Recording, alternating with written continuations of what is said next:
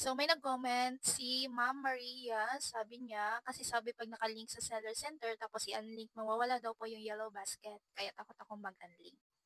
Ang masasabi ko lang talaga Mi, is pareho tayo ng nararamdaman nung panahong hindi ko pa na-unlink yung TikTok account ko sa TikTok Shop.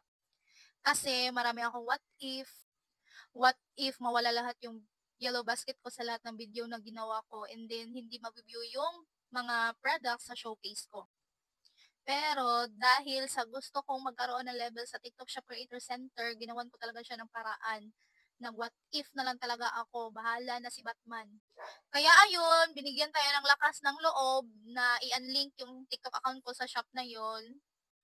And as usual, wala namang nagbago, nandito pa rin lahat yung mga yellow basket sa mga videos ko and then nabi-view yung mga products ko sa showcase ko.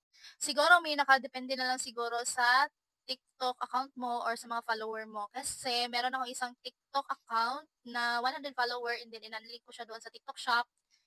Wala pa siyang yellow basket kasi yung required ni TikTok is kailangan pang magkaroon ng 600 to 1,000 follower para magkaroon ng yellow basket. And I'm sure marami na ding TikTok affiliate na nag-unlink ng TikTok nila sa mga TikTok shop. Yun lang, sana nakatulong.